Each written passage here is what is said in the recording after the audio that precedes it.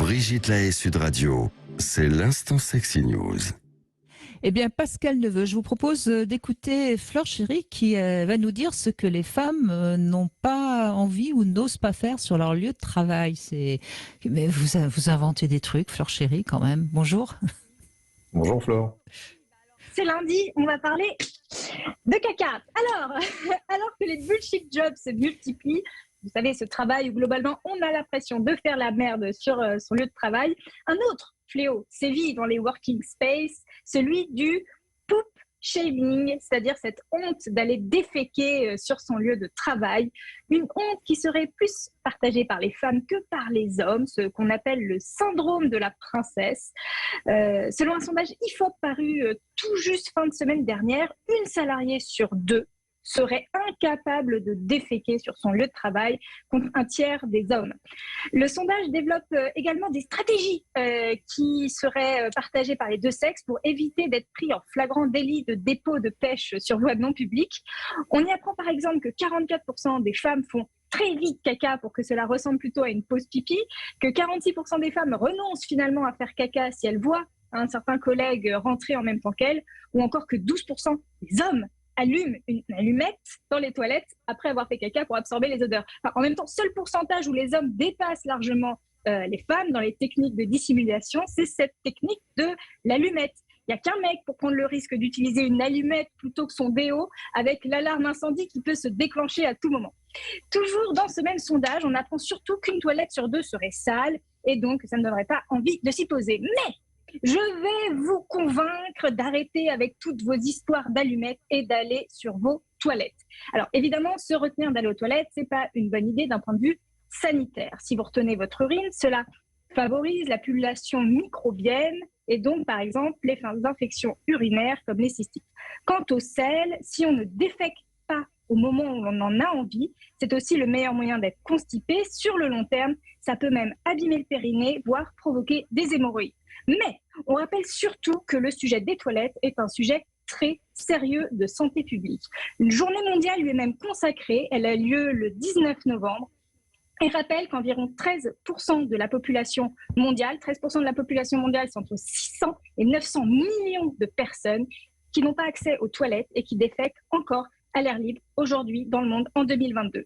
Et que cette absence de toilettes provoque des catastrophes sanitaires graves et serait la première cause de mortalité d'enfants de moins de 5 ans dans les pays pauvres. Tout ça pour dire qu'avoir des toilettes dans son bureau, avec la petite lumière qui s'allume, avec la petite chasse d'eau qui fait du bruit, avec la petite balayette derrière pour s'essuyer, est un luxe d'occidentaux.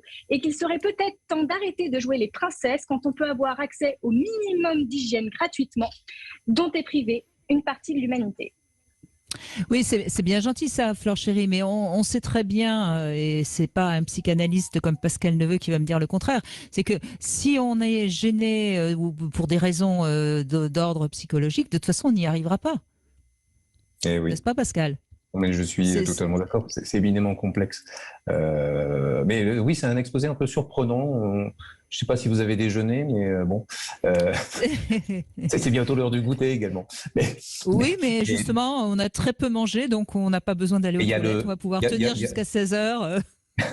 Il y a le stade anal, bien évidemment, qui est connu entre aux alentours de 2 ans. On a des problèmes, d'ailleurs, psychologiques chez des enfants qui ne vont pas à la selle et qui peuvent, à un moment donné, faire des occlusions. Donc, le rapport au caca, il est compliqué. Vous avez ceux qui, on leur a appris à aller sous la selle le matin avant d'aller à l'école. Donc, ils ont leurs petits rituels, leurs petites habitudes également. D'autres, ils font ça sans le moindre souci sur le lieu du travail.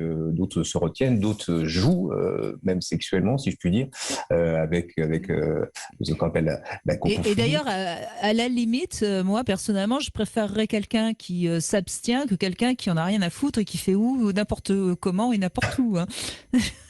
On en voit certains dans la rue parfois, également. Non, mais vous voyez, Mais moi, je suis pas surprise de ce sondage, Flore Chérie. Alors, vous avez l'air d'être surprise. C'est marrant. Oui, hein, ce qui est, en fait, là où c'est pénible, je comprends parfaitement que ne pas déranger ses camarades, ses collègues et respecter une certaine pudeur dans la vie en société, ça soit quelque chose d'important. Ceci étant dit, une femme sur deux qui se retient d'aller déféquer parce que les normes sociales aujourd'hui considèrent que faire caca n'est pas quelque chose de normal ou de basique dans la vie d'une femme ou d'un homme, je trouve ça dommage et je trouve aussi que c'est pas valoriser assez tous ces problèmes sanitaires ou même notre organisme qui fait que oui, les toilettes, c'est quelque chose, mais en fait, c'est quelque chose d'important. Oui, mais et vous si avez allez dit dans les quelque pays chose. tiers- Non, mais Flore Chérie, vous avez dit quelque chose qui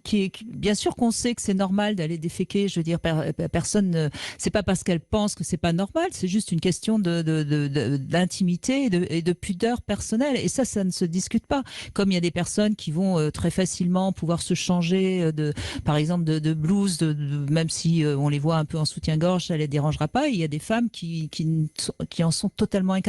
Cette pudeur personnelle, elle vient à la fois de notre éducation, de notre personnalité, si on est plutôt extraverti, introverti, enfin, et c'est pour ça que je crois que c'est, enfin, moi j'ai tendance à respecter ces femmes et j'ai tendance à penser que elles s'arrangent autrement et que c'est pas forcément quelque chose qui va les rendre constipées ou, enfin, je sais pas. La pudeur ne doit jamais être entravant. Je comprends parfaitement qu'on n'a pas envie de se dénuder dans l'espace public. Ça ne doit jamais entraver un danger sanitaire. C'est-à-dire que si vous voulez jamais vous mettre toute nue, ça va être difficile d'accoucher. Donc il y a des moments où le sanitaire ou les problèmes d'hygiène font que la pudeur, c'est plus l'enjeu et le problème numéro un. Ce que je dis juste, c'est qu'avoir des problèmes de pudeur, c'est quelque part, et surtout de cet ordre-là, c'est une sorte de, oui, ce que je dis dans ma chronique, de luxe d'occidental, quelque part. Je le relie à ça, moi je le vois un petit peu comme ça. Et quand vous allez peut-être dans des pays, c'est vrai que certains pays du tiers-monde, si vous avez un jour envie d'aller faire de l'humanitaire ou quoi, vous allez voir que votre pudeur, au bout d'un moment, vous allez un peu la mettre de côté, et surtout sur ces sujets-là, parce que c'est un luxe qu'on peut se permettre, nous, aujourd'hui, là, maintenant, mais c'est pas le cas dans certaines parties du monde où vous êtes obligé de toute façon de déféquer avec des vues au-dessus de tout le monde, en famille, dans des conditions hygiéniques déplorables. Voilà, je dis juste ça, je dis juste que c'est des problématiques que je trouve dommages et qui sont partagées par beaucoup de femmes et qui ne sont pas des vrais problèmes de fond. Mais ce qui est intéressant, c'est que pourtant les blagues cacaboudin sur le lieu du travail, elles sont légion. Hein. Et imaginez, rappelez-vous également, il y a quelques années, parce que je pense qu'il y a à la fois le bruit et puis les odeurs, bien évidemment, mais il n'aurait pas fallu donner l'exemple de l'allumette. Mais en revanche, vous vous rappelez les pétomanes qui passaient à la télévision? Donc la pudeur, elle est où à un moment donné? Mais c'est le retour du refoulé, Pascal Neveu, évidemment. C'est totalement ça. Bon, en tout cas, merci. C'est le cadeau qu'on faisait aux parents. Merci Flore Chérie, parce que de toute façon, ça rappelle que notre rapport au sel, c'est pas complètement anodin. Et d'ailleurs, on parlera de l'argent mercredi. Ah oui. Vous voyez pourquoi je fais ce rapprochement? Oui, bien évidemment. Évidemment. Oui, tout à fait. N'est-ce pas? Merci en tout cas, Flore Chérie. Je rappelle qu'on peut lire votre premier roman qui s'appelle Matriarchie. On parle beaucoup maintenant, surtout avec ce nouveau gouvernement des femmes qui peut-être gouvernerait autrement. Vous lisez Flore Chérie et vous verrez si ça vous intéresse ou pas. C'est aux éditions de la Musardine.